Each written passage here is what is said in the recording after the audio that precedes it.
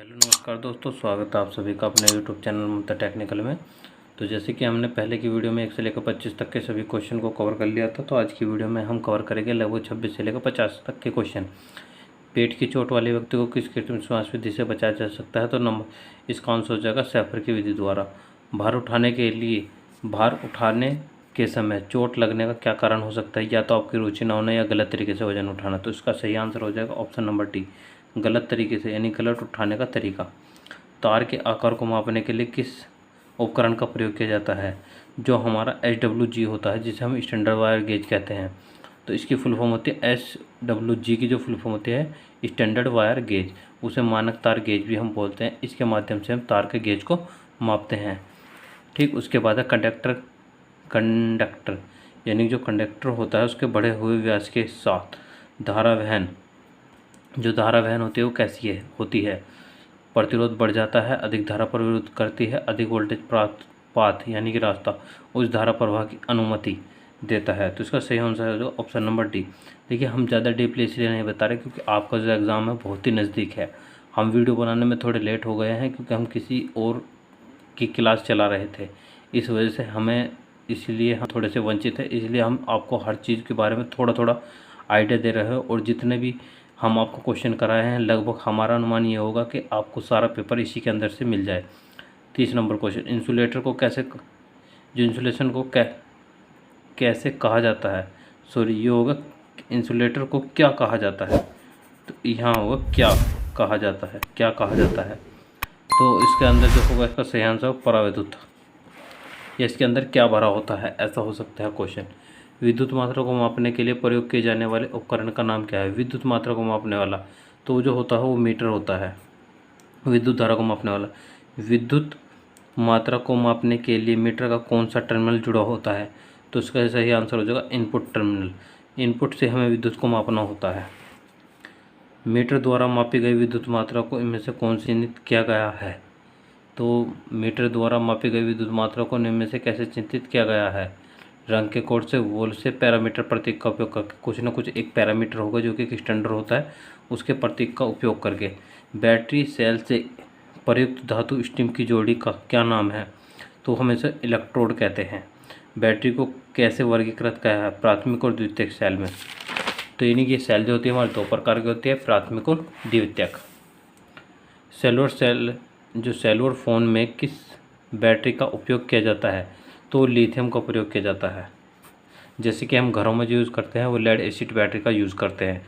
Automobile में प्रयोग होने वाली सीसा एसिड बैटरी का धारा रेटिंग कितनी होती है?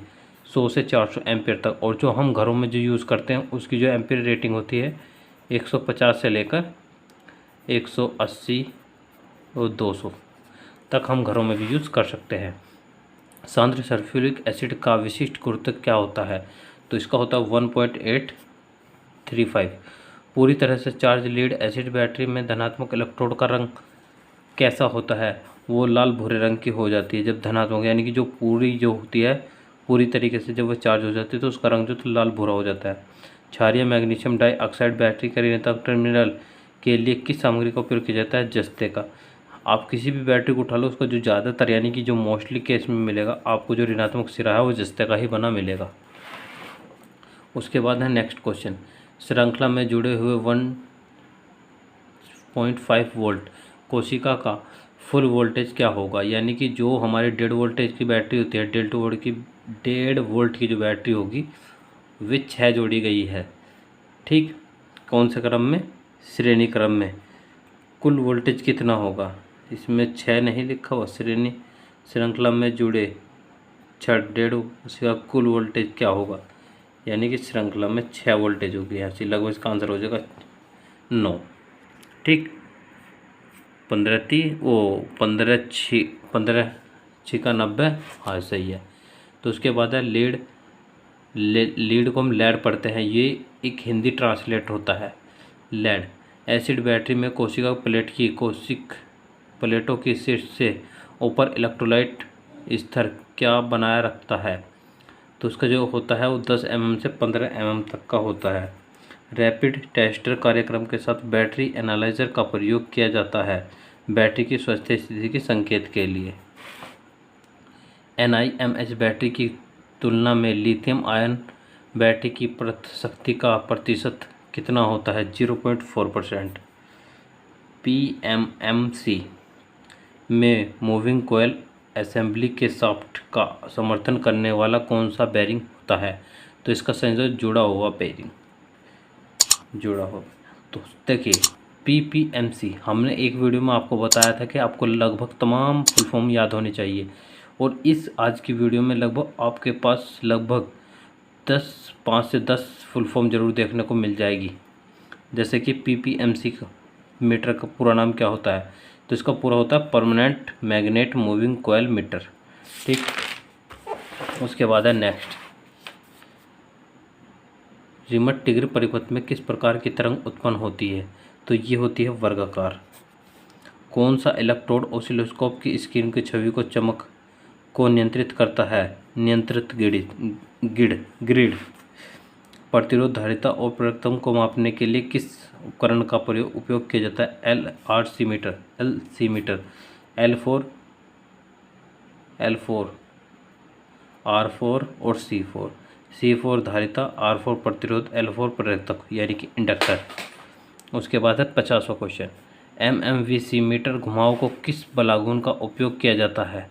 तो इसमें मध्य आवर्ती बलागुन का प्रयोग किया जाता है। चलो और भी कुछ आगे का देख लें। मल्टीमीटर द्वारा किस पैरामीटर को मापा जाता है? तो मल्टीमीटर द्वारा किस पैरामीटर को मापा जाता है? वोल्टेज के।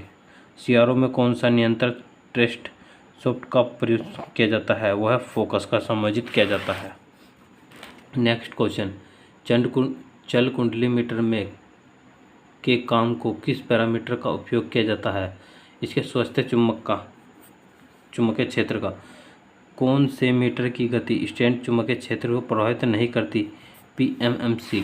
इसकी आपको फुल फॉर्म याद होनी चाहिए। टांका लगाने वाले स्टेशन में उपयोग की जाने वाली तापमान होती है लगभग 450 डिग्री से 550 डिग्री सेल्सियस। इलेक्ट्रॉनिक्स उपकरणों में टांका लगाने के लिए उपकरण किए जाने वाले फ्लक्स का नाम बताइए। रोजीन। स्विच में प्रयुक्त संक्षिप्त SPDT यानी कि सिंगल पोल डबल थ्रो। तो सिंगल पोल डबल थ्रो, इसकी बहुत सारे मतलब इसमें कई सारे हैं। SDPDT यानी डबल पोल डबल थ्रो। तो ये सारी हम फुल फॉर्म याद होनी चाहिए, जैसे सिंगल पोल डबल थ्रो। उसके बाद है इलेक्ट्रॉनिक्स उपकरणों में सोल्डर करने के लिए यानी कि जो सोल्डिंग करते हैं होने वाले इस्तेमाल रोशनी फ्लक्स का क्या फ़ायदा है? ये गैर प्रभावित होती है। DPDT का पूरा नाम डबल पोल डबल थ्रो, जैसे कि अभी हमने बताया था आपको, डबल पोल डबल थ्रो। टांका लगाने की विधि का उपयोग वाली धातु को जोड़ने के लिए कैसे किया जाता है? जो धातुओं से जोड़ने के लिए किसका प्रयोग किया जाता है?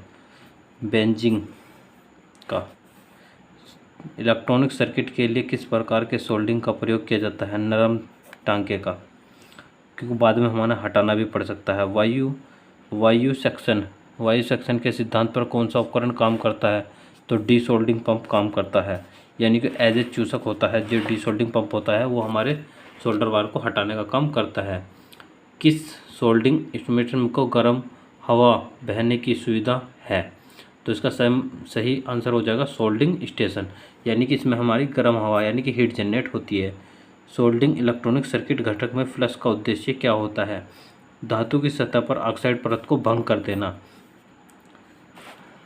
मध्यम आकार के जोड़ों का टांका लगाने के लिए कौन से रोसिन कोड का प्रयोग किया जाता है? 18 गेज का, यानी कि 18 नंबर का जो तार होता है उसका हमें यहाँ प्रयोग करना होता है। कौन सा घटक धारा में किसी भी परिवर्तन का विरोध नहीं करता? तो किसी भी का विरोध नहीं करता, वो प्रेरकता होता है। विरोध करता है तो प्रेरकता होता है, यानी कि इंडक्टर जो होता है हमारा, जो इंडक्टर होता है, इंडक्टर बोलते हैं इंसुलेटर जो होता है, वो धारा में परिवर्तन का विरोध करता है। 1 पिकोफैरेड बराबर होता है 10⁻⁻10 के। प्रतिरोध का नाम, ये जो है ये हमारे पास एक पोटेंशियोमीटर है, यानी कि एक वेरिएबल प्रतिरोध है। तो एक कार्बन प्रकार का वेरिएबल प्रतिरोध है। तो आपको देखकर भी पता होना चाहिए कि कौन सा किस प्रकार का प्रतिरोध है। सर कितने ओम 1 मेगा के बराबर मेगा ओम के बराबर होता है। जो मेगा की वैल्यू होती है वो 10⁶ ओम होती है। और ये कह रहा है कितना ओम 1 मेगा ओम के बराबर होता है, यानी कि हम इस चीज़ को ऐसे भी लिख सकते हैं 1K ओम। इसमें भी 10⁶ यूज़ हो गई है, तो इसका सही आंसर हो जाएगा ऑप्शन नंबर सी। संधारित्र की कौन सी विशेषता स्थिर विद्युत क्षेत्र में विद्युत ऊर्जा संग्रहित करती है? तो इसका सही आंसर हो जाएगा कैपेसिटेंस, रिएक्टेंस, धारिता, प्रतिघात। संधारित्र के मान को मापने के लिए किस इकाई का उपयोग किया जाता है? संधारित्र को मापने के लिए फैराड का प्रयोग किया जाता है। ओम का प्रतिरोध को मापने के लिए ओम का, ठीक। इंडक्टर को मापने के लिए हेनरी का। और जो ओम का उल्टा होता है उसे हम मोह से मापते हैं, और ओम का जो उल्टा होता है वो हमारा क्या होता है, कमेंट बॉक्स में ज़रूर बताएं। ओम मीटर का उपयोग करके कम वोल्टेज लैंप की शीत प्रतिरोध को किस स्थिति में मापा जाता है? लैंप कैमरे के कमरे को बंद करके नापा जाता है। ये हमारी एक कलर कोडिंग है जो हमें पता होनी चाहिए। ऑरेंज, रेड, सिल्वर, यानी कि ऑरेंज 3 पर, और यह है 10⁻² पर, तो यानी कि 3 10⁻² ओम। तो इसमें जो सिल्वर है उसकी टॉलरेंस नहीं दी हुई, तो इसका सही आंसर हो जाएगा ये।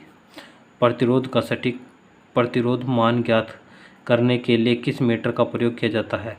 प्रतिरोध को मापने के लिए ओम मीटर का प्रयोग किया जाता है। तो आज के लिए इतना ही। नेक्स्ट कल फिर मिलेंगे नई वीडियो के साथ, और कल हम कोशिश करेंगे इस पूरी वीडियो में, मतलब एक ही वीडियो में कंप्लीट लाइव आकर आपको सारे क्वेश्चन कंप्लीट करा दें। जितना कम से कम समय लगेगा हम उतना कम से कम समय में इसे कंप्लीट करने की कोशिश करेंगे। तो जितना हमने आपको करा दिया है इसका रिवीजन कर लीजिए, और इतना आपके लिए जितना भी मतलब हमने करा दिया है ये आपके लिए पेपर के लिए बहुत सफिशेंट है।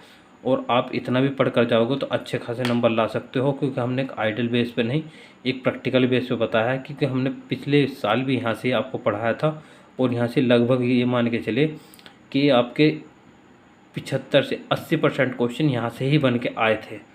तो आज की वीडियो में इतना ही, कल की वीडियो में फिर मिलेंगे। जय हिंद, जय भारत, धन्यवाद दोस्तों।